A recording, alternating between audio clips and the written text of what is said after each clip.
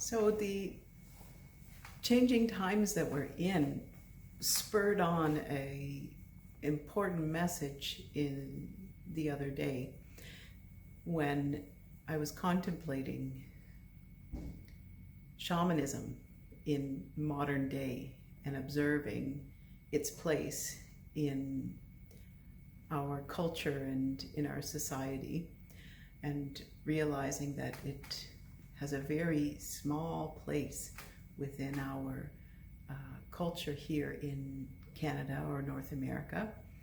And the place that it occupies is a place that is requesting us to open to and expand within that space. So far, it has had a little tiny niche in our culture, and the practices and wisdom and knowledge that live in the shamanic world, or in the shamanic practitioner and within the shaman, are coming forward now in a way that is new and will give rise to something that we've been missing, actually. And shamanism lives in all cultures, all through the world.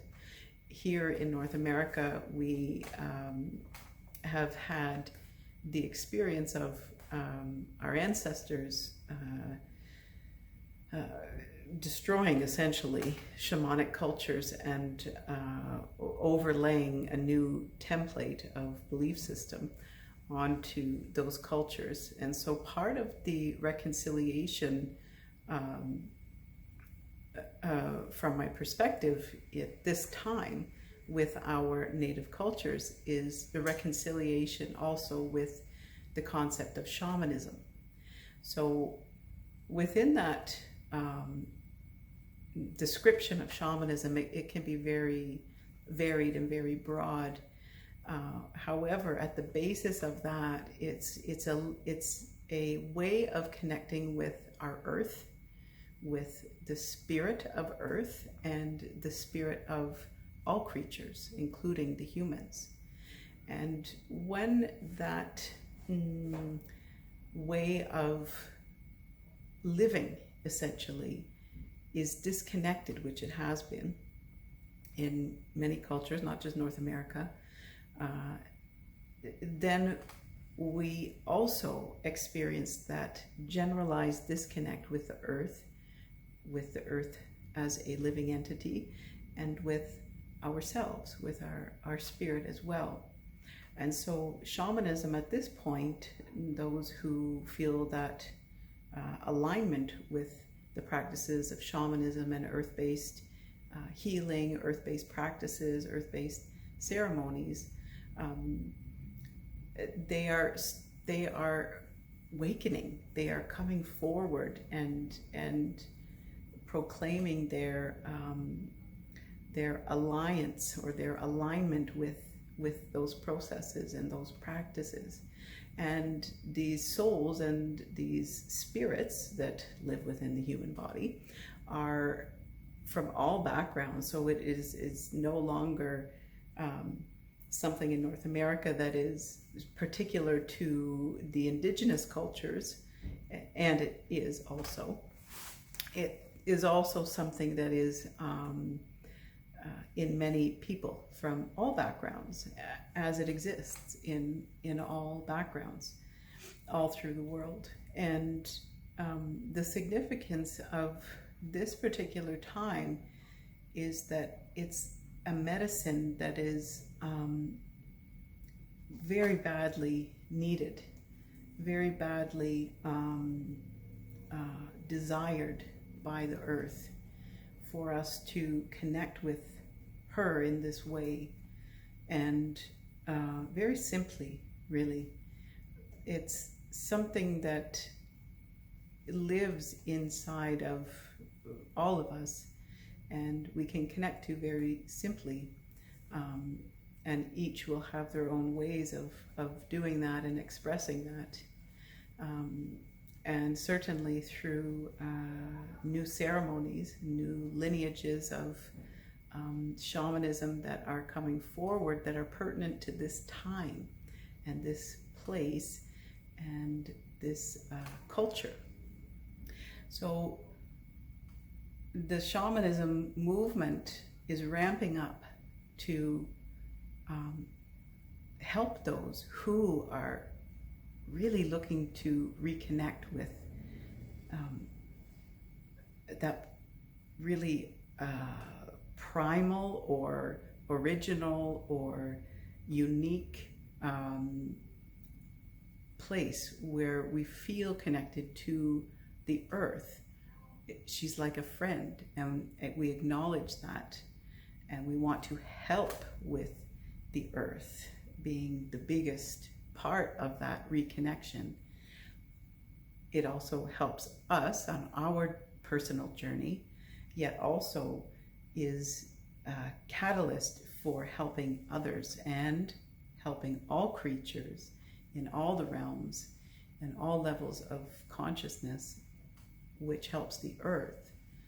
And this is precisely why we need shamanism in our culture, in our lives, and to reconcile or reconcile that aspect as we are with our native cultures within this culture.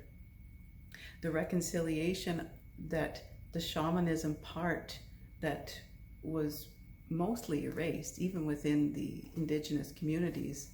Many of the elders in those communities today either forget or have had trauma and or don't know the way anymore.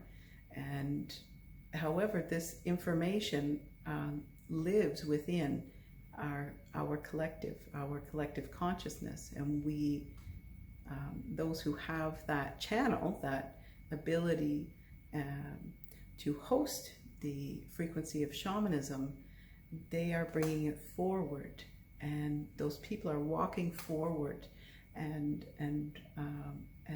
anchoring again that part back into our culture, which was disrupted or erased in many ways. So the reconciliation of shamanism goes hand in hand with our reconciliation process with our indigenous people as our ancestors, me as a white Scandinavian, Irish, English background, German person.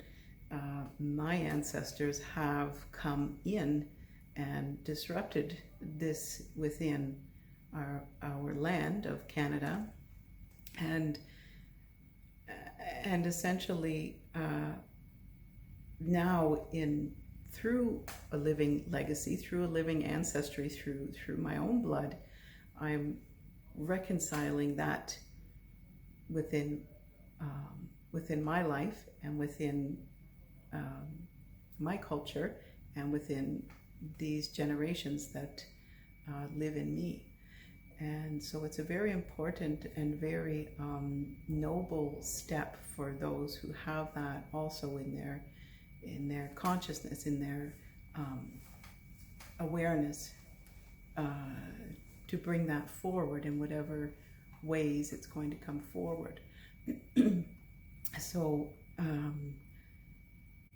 and what we're reconciling with is the mystical aspect of our existence, the one that had been replaced or moved to the side a bit with other belief systems coming in and proclaiming superiority over the shamanic or the earth-based nature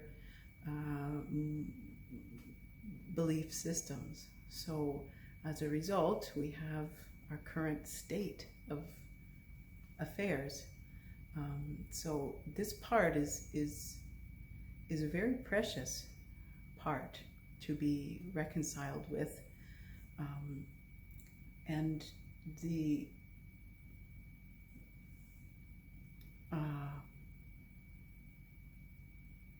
the ripple effects of that reconciliation inside, it's not even anything that we necessarily need to do externally, more of an inner reconciliation for those who connect with that path, that shamanism, and support that movement. Is an inner ceremony that we host in response to what our earth and all the beings need, essentially. So the reconciliation of the denial of this part is really at the center of it, at a time in our blood and in our ancestry, perhaps, there was fear to bring forward the shamanic aspect, because it was looked upon as being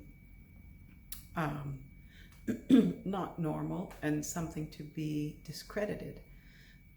And when that is a living part of our heart, of our essence, then the very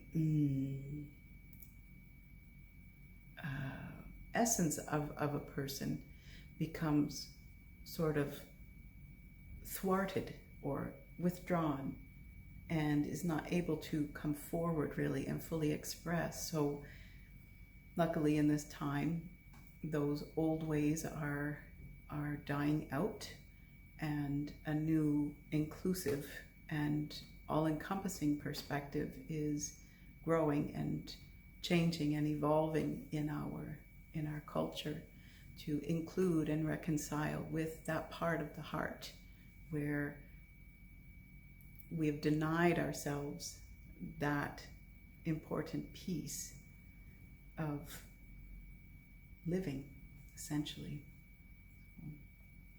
Just offering that bit of reconciliation today. Thank you for listening.